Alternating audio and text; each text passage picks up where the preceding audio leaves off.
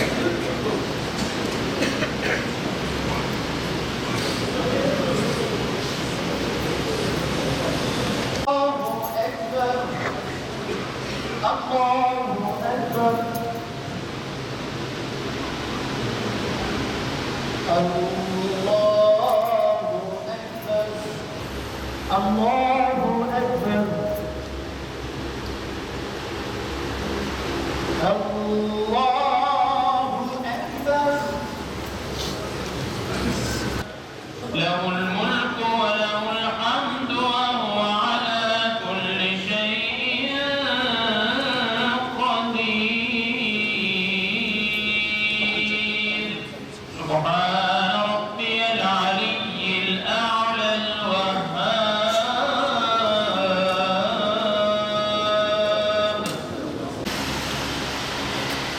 بسم الله الرحمن الرحيم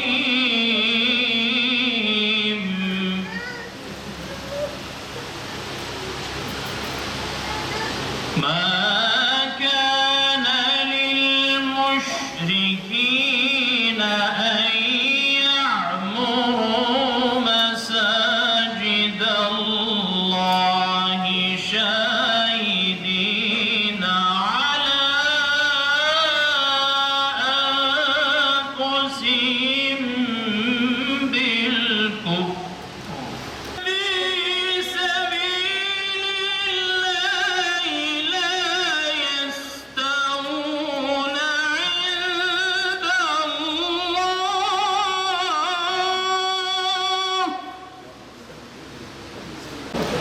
Bizleri bu yüce mabedin, Kabe'nin şubesi olan Yunus Emre Camisi'nin bodrum katında buluşturup da terleten, bu sıcak mevsimde bize ter dökülen alemlerin Rabbi Yücel'e hamdolsun. Ama maksat mukaddes. Değerli cemaatim, hakkınızı helal ediniz. Nasıl olsa terledik, bir 5 dakika daha zamanınızı almak istiyorum ben. Ben Nihat Koç, İl Müftü Yardımcısı, şu anda hasbelkader İl Müftü Vekilim. İl Müftümüz şu anda hac vazifesi için kutsal topraklarda. Vekaleten dönünceye kadar inşallah biz bakacağız. Bu süre içerisinde geçen hafta birden 4 camimiz hakkında belediye tarafından imar planında bir değişikliğe gidildiği haberi geldi. Tabii teenni Allah'tandır, düşünceli olmak, acele şeytandandır. Şöyle bir taşlar yerine otursun, biraz su yoluna girsin bakalım ne olacak diye düşünürken dün akşam belediyeden bir mesajın insanlarımıza ulaştığı birisi geldi. Böyle bir karar olmadığı, doğrudur, o kararı ben de gördüm. O kararda imar planında dini tesisten park alanına geçiş var. Tabii şimdi biz bu kararı vermedik, yıkım kararı yok diyenler adeta bu asil milletin, bu necip milletin aklıyla, hafızasıyla alay etmektedirler. Çünkü 3 aşağı 5 yukarı ortalama akli dengesi yerinde olanlar bilirler ki bu kararın akabinde bu arazilerde başlanan inşaatlar kaçak hükmüne alınacak ve bir süre sonra yıkım kararı verilecek. Bu bir tarafta dursun değerli cemaatimiz, kıymetli büyüklerimiz. Şimdi biz camiden bahsediyoruz, mabetlerden, dini testlerden bahsediyoruz. Evvel emirde şunu biliyoruz ve iman ediyoruz ki alemlerin Rabbi Yüce Allah dünya hayatını başlattığında dünyanın merkezine Kabe'yi oturtarak camiyle başlamıştır işe. Allahu Ekber. Evet. Dünya hayatı mabetle başlamıştır değerli cemaat. Allah. Aradan birkaç zaman geçti. Süleyman ve Davut peygamberler, baba oğul peygamberler Kudüs'te Mescid-i Aksa'yı imar ettiler. Çünkü insanlık dünyaya yayıldı ve insanlık dünyaya yayılırken tevhid inancı bizleri cansız bırakmaz. Müslümanlar adım attıkları her yerde camiler yaparlar. Aradan biraz daha zaman geçti, Müslümanlar yerine dağıldı ve tevhid inancı zarar gördü, şirkle karıştı. İnsanlar tevhidin evi olan Kabe'de kendi elleriyle yaptıkları taştan tahtadan varlıklara bizim Tanrımızsın, bizim ilahımızsın diyecek kadar küçüldüler, rezilleştiler. Yüce Allah Muhammed Mustafa Aleyhisselam'ı kainatın tümüne peygamber ilan etti ve Allah Resulü Aleyhisselatü Vesselam 610 yılından itibaren peygamberlikle görevlendirilmesiyle beraber şirkle mücadeleye başladı. Baktı ki Kabe'de, Mekke'de bu iş olmuyor. Allah ona Medine'yi açtı. Medine'ye varır varmaz, daha Medine'ye girmeden Kanun Vadisi'nde bir mescit, orada cuma namazı kılındı ve Medine'ye girdikten sonra bugün İstanbul'da medfun olan bizim Eyyub Sultan diye meşhur olan Halid bin Zeyd Eba Eyyub el-Ensari, onun arazisinde, onun evinde bugünkü Mescid-i Nebi'yi yaptı. Bakınız, Müslümanlar nerede olurlarsa olsunlar mescid yaparlar. Gelin görün ki bu şeyden şöyle dağınık bir hareket çizmeye çalışacağım değerli cemaatim. 3 aşağı 5 yukarı Medine'yi takip ediyoruz. Bu süre içerisinde cami sayılarını örnek verirken birisi şu ifadeyi kullandı. Dedi ki cami sayıları okul sayılarını geçti neredeyse. Ben buna ancak la ilahe illallah diyorum. Müslüman bir ülkede biz camiyle okulu nasıl mukayese edebiliriz? Biz okulu camiden nasıl ayrı düşünürüz? Biz camiyi okuldan nasıl ayrı düşünürüz? Şimdi düşünün ki değerli cemaatim, kıymetli müminler, bizim çocukluğumuzun geçtiği dönemlerde teravih namazlarına bizler giderken inanın teravih namazına gitmezdik. Evet, adı teravih namazıydı ama orada gırgır şamata giderdik, oyuna giderdik, eğlenceye giderdik. Biri birine tekme atardı, biri birine el atardı, bir şey yapardı falan. Haddi zatında neticede o dönemin çocukları, camilere gidenler bugün İslam davasını sahiplendiler. Şimdi bu dönemde camiye gitmeyen çocuklar yarın hangi davayı sahiplenecekler? Yarın hangi davaya sahip çıkacaklar? Yarın hangi şuuru ilan edecekler, peşinde koşacaklar?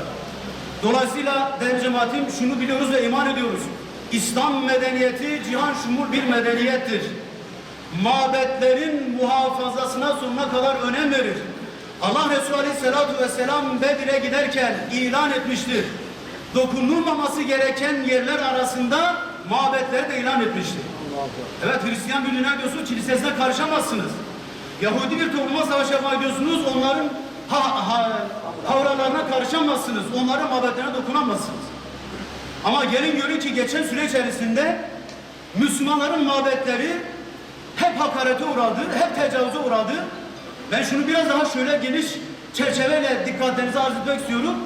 Bugün Hicaz'da kutsal topraklarda olan Kabe'miz, tevhid evimiz ve Muhammed Mustafa Aleyhisselam'ın medfun olduğu Mescid-i Nebimiz, yeşil kubbemiz dünyanın en büyük Haçlı ve emperyalist devletiyle el ele vermiş Müslümanları idare ettikleri söylemektedirler. Dolayısıyla bence bugün Kabe ve Medine işgal altındadır.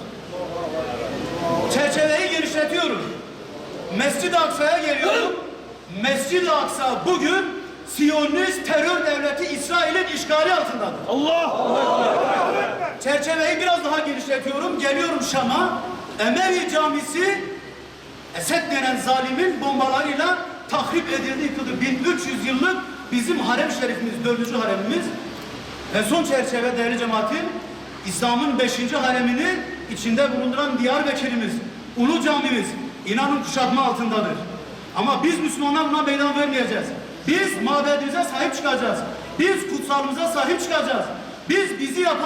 Biz yapan değerlerimize sahip çıkacağız ki düşünün değerli cemaatim, İslam'ı çıkardığımız zaman hayata dair elimizde ne kalır? Evet, devlet büyüktür. Daha doğrusu devletler büyük olmak zorundadır. Ve tebaasının, halkının mabetlerini yapmak zorundadır. Bakınız bizzat ben kendim şahit oldum. Görev yaptığım ilçeyi ve ismini vermeyeyim. Almanya'dan bir papaz belediye başkanına teşekkür plaketi göndermiş. Ve biz o ilçede camimizi yaparken belediyeden bir tanker su alamadık. Ve benim halkım onların peşine gitmeye devam ediyor. Şimdi o zaman biz bunu nasıl açıklayacağız? Bunu nasıl oturtacağız? Şunu ilan edelim. Ahzab suresindeki ayet-i kerime. Ma cealallahu li raculin min kalbeyni fi cevfi. Göğüs kafesinizi yarın değerli cemaatim. Açın bakın içerisinde bir tane kalp var. İki kalp yok. Niye? Çünkü kalp birdir ve bir şeyi sever. İmanın girdiği kalpte küfür yer alamaz. Küfür olduğu yerde de zaten iman yer alamaz. Dava büyüktür. Biz buradan bütün halkımızı sükunetle orayı sahiplenmeye ve özellikle iş başında olanları, Müslümanların hassasiyetlerini takip etmeye davet ediyoruz. Yoksa Çanakkale Savaşı'nda Müslümanlarla savaşıp da mağlup olduktan sonra 1930'lu yıllarda vefat etmeye yakın, ölümüne yakın itiraflarda bulunan bir İngiliz ajan var, casus var. Dedi ki biz Çanakkale'de niye kaybettik biliyor musunuz dedi. Aslında dedi biz Çanakkale'de Tanrı'yla savaştık ve Tanrı'yla savaşan kaybetmeye mahkumdur. Evet, dolayısıyla onların Tanrı dediği bizim alemlerin Rabbi Yüce Allah dediğimiz.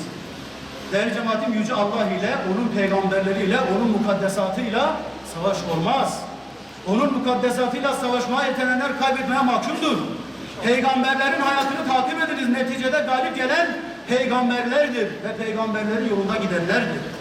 Ama günler böyledir. Allah bir onlara nasip eder, bir bize nasip eder. Ama biz bir karınca misali de olsa gittiğimiz yolda davamıza sahip çıkacağız, birbirimize sahip çıkacağız. Evet, ben de Kayapınar'ın bir sakiniyim. Kayapınar'da oturuyorum. Devasa binalar, devasa siteler, muhteşem yerleşim alanları, ama mabetlerin eksik olduğunu ilk geldiğim günden beri gördüm. Sonra şunu da gördüm ki şehirler yapılırken, imar planları yapılırken mabetlere yer bırakılmamış. Müslüman bir vicdanın bunu kabul etmesi mümkün değildir. Biz de kabul ediyoruz. İtidale davet ediyoruz. Dolayısıyla Allah için, millet için, ümmet için bu işten vazgeçilmesini talep ediyoruz. Gereken adımları zaten devlet erkanımız takip ediyor ama biz olayın vicdanı boyutunu, maşeri boyutunu buradan ilan ediyoruz. Rabbim bizleri mabetsiz bırakmasın. Rabbim bizleri caminin nurundan, caminin mahallelerimize getirdiği bereketten bizleri mahrum bırakmasın diyoruz. Rabbimiz İslam'a ve Müslümanlara yardım etsin diyoruz.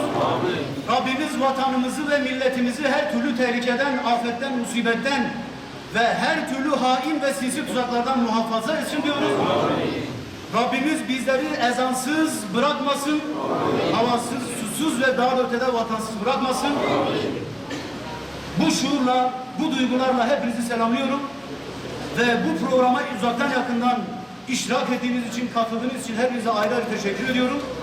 Mabetlerimiz kutsalımızdır. Lütfen kim olursa olsun, ne olursa olsun, siyasi görüşü kendisi olsun, ama mabetlerimize, şehirlerimize yer olsun diyerek konuşmamı tamamlıyorum. Allah'ın selamı, rahmeti, bereketi üzerimize, Diyarbakır'ın üzerine ve İslam beldelerinin üzerine olsun diyorum. Rabbim iki cihanda cümlemizi aziz eylesin inşallah.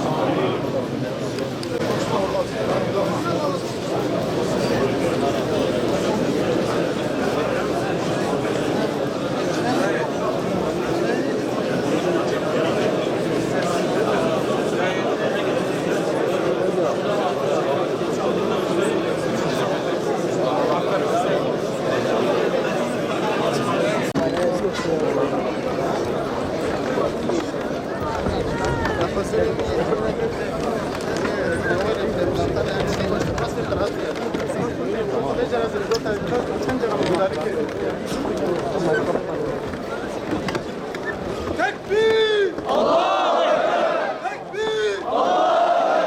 Tekbir! Allahu Ekber! Mabede uzanır. Mabede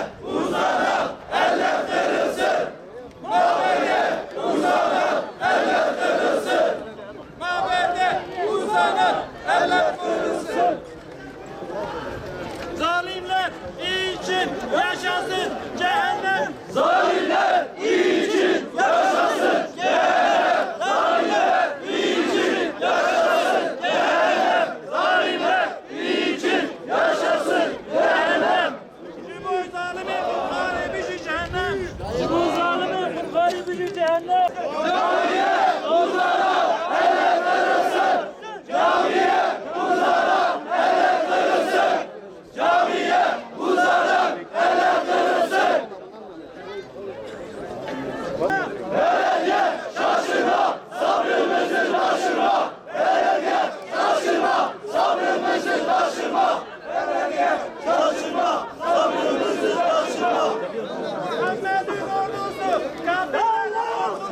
Muhammed'in ordusu, kafirlerin ordusu. Muhammed'in ordusu, kafirlerin ordusu. Muhammed'in ordusu, kafirlerin ordusu.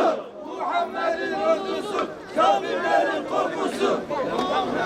Var olsun Ebrehe'nin torunu.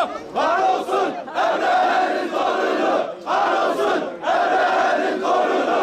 Var olsun Ebrehe'nin torunu. Var olsun Ebrehe'nin torunu. Var olsun Ebrehe'nin torunu. Zalimler için yaşasın cehennem. Zalimler için yaşasın cehennem. Zalimler için yaşasın cehennem. Zalimler için yaşasın cehennem. Camiye uzanan eller kurusun. Camiye uzanan eller kurusun. Camiye uzanan eller kurusun. Camiye uzanan eller kurusun. Belediye şaşırma, sabrımızı taşırma. Belediye şaşırma, sabrımızı taşırma.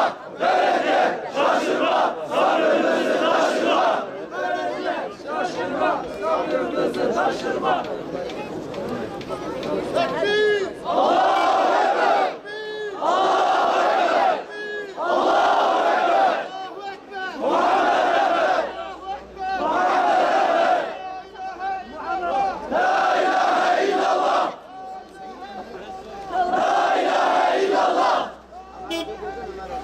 La